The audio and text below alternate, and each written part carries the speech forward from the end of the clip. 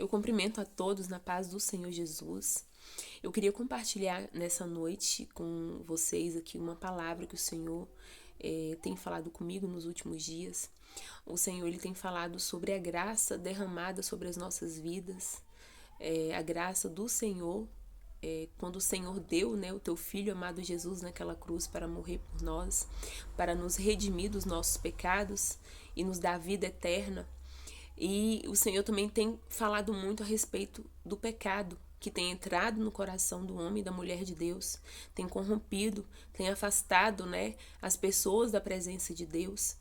E interessante que a comunhão com Deus, ela se faz necessária, né, diariamente, porque quando nós não temos comunhão com o Senhor, nós não tiramos um tempo para orar, não tiramos um tempo para poder ler a palavra de Deus, nós vamos ir enfraquecendo espiritualmente, né? E aí que a gente abre porta, né, para o pecado entrar nas nossas vidas. Mas enquanto a mulher e o homem de Deus está buscando o Senhor constantemente, né, buscando uma comunhão, tendo um compromisso diário com o Senhor, as coisas ruins se afastam de nós. Né? A gente, quando nós não temos essa comunhão, existe uma venda que está sobre os nossos olhos, né? Tampando os nossos olhos. E não impede que nós enxerguemos o pecado entrando sobre as nossas vidas, tá? E eu queria compartilhar aqui a palavra que o Senhor deixou para mim, que está no livro de Isaías, no capítulo 59, no versículo 1, 2 e depois no 20. Que diz assim: Eis que a mão do Senhor não está encolhida para que não possa salvar, nem o seu ouvido agravado para não poder ouvir, mas as vossas iniquidades fazem divisão entre vós e o vosso Deus, e os vossos pecados encobrem o seu rosto de vós, para que vos não ouça. E no 20, e virá um redentor a Sião, e aos que desviarem da transgressão em Jacó, diz o Senhor. O profeta Isaías, ele falou, né, o vosso pecado faz divisão entre vós e Deus, aqui no versículo 2. Então, quando ele fala, né, do pecado que faz divisão, ele está também falando sobre o povo de Israel, que naquela época já estava em pecado, né, andando nos seus próprios caminhos, nas suas próprias vontades, não fazia mais a vontade de Deus e nem sequer ouvia mais a voz do Senhor, porque o rosto do Senhor estava encoberto para que o povo não ouvisse, porque o pecado era tão grande que encobriu o rosto do Senhor.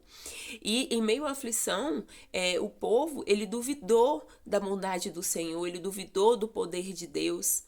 E só eu quero dizer nessa noite o seguinte: o nosso Deus, ele não mudou, ele continua sendo o mesmo Deus, né? O nosso Deus todo-poderoso. Prova disso é que o profeta Isaías, lá no versículo 20, já fazia menção do Redentor que viria, né? Quem é o Redentor? É Jesus Cristo. Jesus, ele veio para nos dar vida eterna, para nos redimir dos pecados. Então, para que nós tivéssemos, né, uma plena comunhão com Deus. Então, quando nós aceitamos nosso Senhor Jesus como o único verdadeiro Salvador das nossas vidas, se faz necessário, meus amados, reconhecer a grandeza do amor de Deus nesse ato de entregar o teu Filho pelas nossas vidas. Então, por isso que o homem e a mulher de Deus, eles precisam estar em constante busca, em constante vigilância, né? Buscando a presença de Deus, buscando experiência com o Senhor, buscando intimidade com Deus. É isso que o nosso Deus requer de nós, do povo dele, busca constante, né? Uma proximidade com o Senhor. Se isso não estiver acontecendo na vida do homem e da mulher de Deus, é porque tem algo errado. Então, aí que entra a comunhão com o Senhor. Quando nós estamos com comunhão com Deus, quando nós pecamos, no mesmo momento a gente pede perdão, a gente pede ao Deus a direção para que nós venhamos ser transformados. Perguntamos, Deus, o que nós precisamos fazer para mudar essa situação? Eu sei que eu estou errada, me ajude. Quem ajuda é o Espírito Santo de Deus. Quem incomoda a gente do nosso pecado, dos nossos erros, é o Espírito Santo de Deus. Então, como que a gente vai reconhecer os nossos erros se a gente não tem comunhão com Deus? Então, vive deliberadamente no pecado. Então, é necessário, meus amados, que busquemos o Senhor de todo o nosso coração. A salvação, a graça do Senhor, a salvação do Senhor, ela é acessível para todos nós, mas se faz necessário que nós, as pessoas, né, os homens, as mulheres de Deus, tenha essa iniciativa de buscar em conhecer a face do Senhor Jesus, prosseguir em conhecer a face do nosso Deus, para que só assim nós venhamos ser cheios do Espírito Santo do Senhor. Nós estamos vivendo os últimos tempos nessa terra, e a cada dia que passa as coisas estão ficando piores em todos os sentidos. Então, se a gente não tiver visão do Senhor, se a gente não tiver busca constante pela presença de Deus, vai ser impossível ganhar a nossa salvação. Nós precisamos buscar a salvação. A gente está falando de salvação, está falando de intimidade com Deus, de busca e de salvação, né? Porque é tempo, né? Jesus está voltando. E para finalizar, eu queria deixar mais um versículo aqui que está no livro de Salmos, no 51:17, que diz assim: os sacrifícios para Deus são o espírito quebrantado, a um coração quebrantado e contrito não desprezarás, ó Deus. Então, o que o Senhor está dizendo aqui para nós, nesse versículo? O Senhor quer dizer para nós que Ele quer um coração voltado para Ele, um coração quebrantado. Ele não quer que nós venhamos viver de aparência. Não se engane.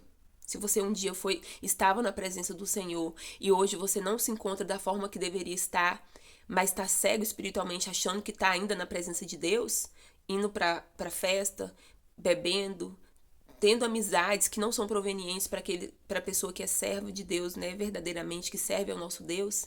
Então se coloque na posição, faça uma pergunta para Deus, tenha intimidade com o Senhor, volta para os caminhos e fala: Senhor, eu sei que eu não estou certa, eu sei que eu estou errada, me ajude a mudar, porque somente Deus pode mudar.